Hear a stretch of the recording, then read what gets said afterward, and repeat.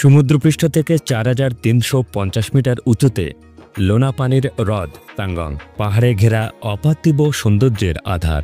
Three idiots ছায়াছবির কল্যাণে এখন পর্যটকদের আগ্রহের কেন্দ্রে রয়েছে এটি। লাদাখে প্রকৃতি আপনার জন্য কি আশ্চর্য অপেক্ষা করছে তা আপনি কখনোই জানেন না।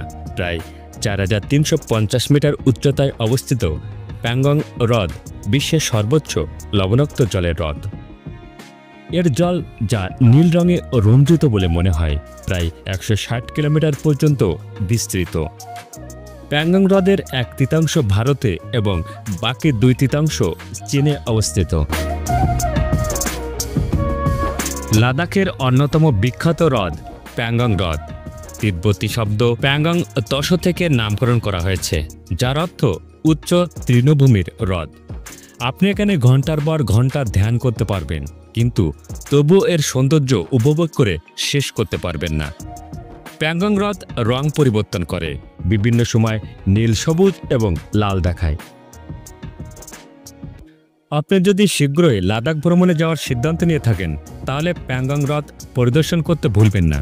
সেখানে আপনার জন্য যে সৌন্দর্য অপেক্ষা করছে তা ভাষায় বর্ণনা করা যাবে না।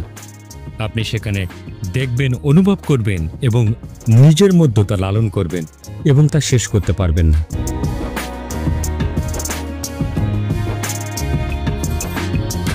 গ্রীষ্মকালে এই হ্রদ হিমবাহের গলিত জল গ্রহণ করে। অন্যদিকে জলের ক্ষতি কেবল বাষ্পীভবনের মাধ্যমে ঘটে, কারণ এটি একটি স্থলবেষ্টিত হ্রদ। আপনি কি জানেন যে প্যাংগং স্রোতে কোনো জলজ প্রাণী নেই? ভারতের জনপ্রিয় চলচ্চিত্র থ্রি ইডিয়টস দেখে থাকলে নিশ্চয়ই এর শেষ দৃশ্যে নীল জলরাশি আর পর্বত ঘেরা অপার্থিব সুন্দর হ্রদের দৃশ্য অবশ্যই মনে থাকার কথা। এর দৃশ্যের শুটিং হয়েছিল ভারত ও চীনের সীমান্তবর্তী পৃথিবীর উচ্চতম নোনা জলের হ্রদ প্যাংগংয়ে। ২০০৯ সালে মুক্তি পাওয়া এই সিনেমা বিখ্যাত হওয়ার পর থেকে প্যাংগং লেকের জনপ্রিয়তা বাড়তে থাকে। এখন অসংখ্য মানুষের ব্যাকেট লিস্টে যোগ হচ্ছে লাদাখ। গ্রীষ্মকালে লেকের রং থাকে এমন ঝকঝকে নীল। জুন থেকে আগস্ট বছরের এই সময়টা লাদাখ যাওয়ার সবচেয়ে উপযুক্ত সময়। এ ধরনের ঘোরাঘুরির জন্য প্রয়োজন মোটামুটি বড় একটি গ্রুপের।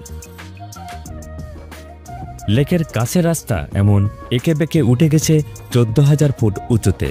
চারিপাশের সুউচ্চ পর্বতগুলোর রঙও বেশ কয়েক রকমের। কোনোটা চীনামাটির সাদাটে পর্বত, কোনোটা খয়েরি, আবার কোনোটার চূড়া ঢেকে আছে বরফে। এই হ্রদের দৈর্ঘ্য ১৬০ কিলোমিটার। এই হ্রদের ৩ ভাগের মালিকানা চীনের, আর ১ ভাগের মানে প্রায় ৬০ বর্গ কিলোমিটারের মালিক ভারত। ভ্রমণ পিপাসুদের কাছে এই স্থানটি অধিক পছন্দের হয়ে উঠছে।